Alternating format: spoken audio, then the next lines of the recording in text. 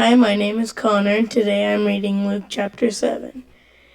When Jesus had finished saying all this to the people who were listening, he entered Capernaum, where there is a centurion servant whom his master valued highly, was sick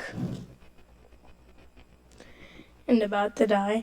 The centurion heard of Jesus and sent some elders of the Jews to him, asking him to come and heal his servant. When they came to Jesus, they pleaded earnestly with him, "This man deserves to have you do this because he loves our nation and has built our synagogues." So Jesus went with him.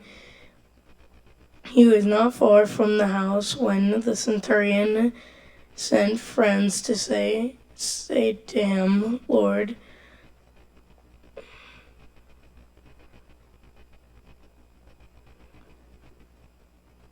don't trouble yourself, for I do not deserve to have you come under my roof.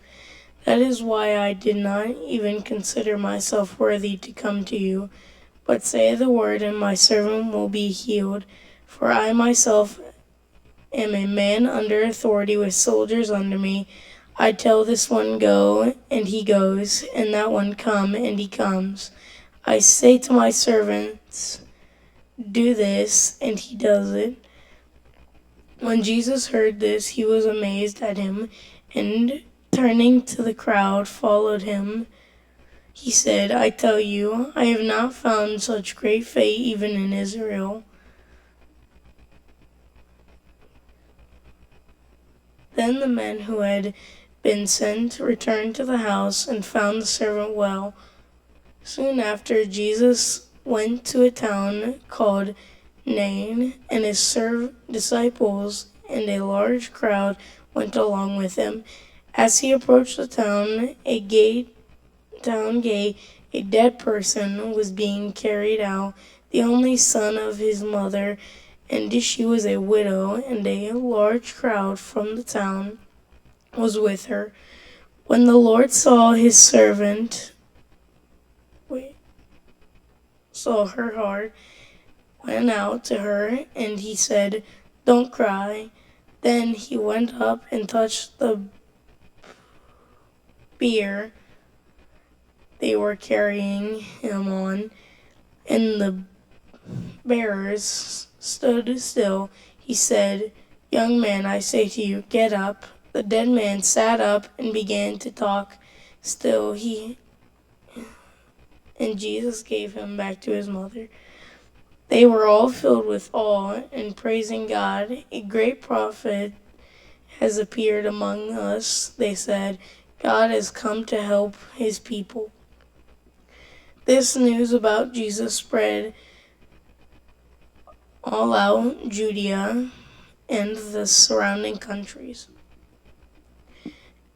At that very time, Jesus cured many who had diseases, sicknesses, and evil spirits, and gave sight to many who were blind. So he replied to the messengers, "Go back and report to John that you have seen and heard: the blind receive sight, the lame walk, those who have leprosy are cleansed, the deaf hear, the dead are raised, and the good news is proclaimed to the poor. Blessed is anyone who does not stumble on account of me." And after John's messengers left, Jesus began to speak to the crowd about John. "What did you go out into the wilderness to see? A reed swayed by the wind? If not, what did you go out to see? A man dressed in fine clothes? No, those who wear expensive clothes and indulge in luxury are in palaces. But what did you go out to see? A prophet? Yes, I tell you, and more than a prophet. This is the one about whom it is written, 'I will send my messenger ahead of you, who will prepare your way before you.' I tell you, among those born of women, there is no one greater than John. Yet the one who is least in the kingdom of heaven God is greater than he. All the people, even the tax collectors, when they heard Jesus' words, acknowledged that God's way was right because they had been baptized by John. But the Pharisees and the experts in the law rejected God, proposed for themselves because they had not been baptized by John.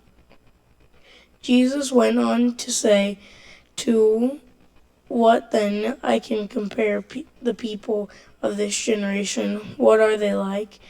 They are like children sitting in the marketplace and calling out to each other.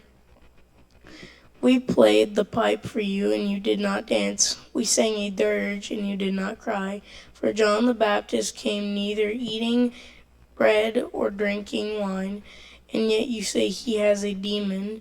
The Son of Man came eating and drinking, and you say he is a glutton and a drunkard, a friend of tax collectors and sinners. But wisdom is proved right by all her children." When one of the Pharisees invited Jesus to have dinner with him, he went to the Pharisee's house and reclined at the table. A woman in that town who lived a sinful life learned that Jesus was eating at the Pharisee's house. So she came here with an alabaster jar of perfume. As she stood behind him at his feet, weeping, she began to wet his feet with her tears. Then she wiped them with her hair, kissed them, and poured perfume on them.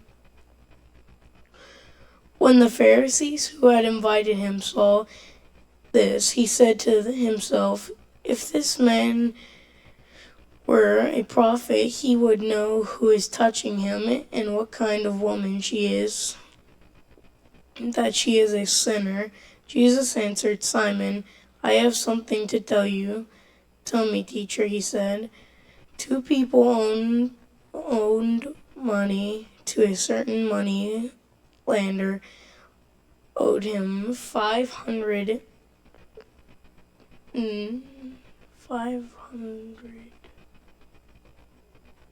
denarii, and the other 50. Neither of them had the money to pay him back, so he forgave the debts of both of. Now, which of them will love him more?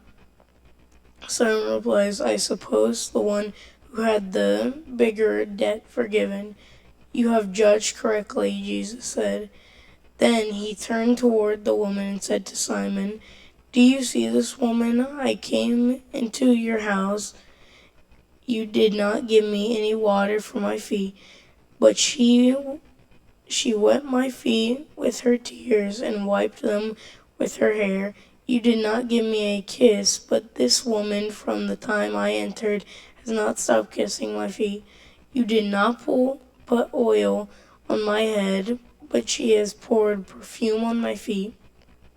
Therefore, I tell you, her many sins have been forgiven as her great love has shown, but whoever has been forgiven little loves little." Then Jesus said to her, "Your sins are forgiven."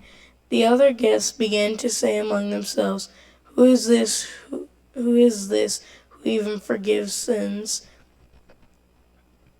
Jesus said to the woman, "Your faith has saved you. Go in peace."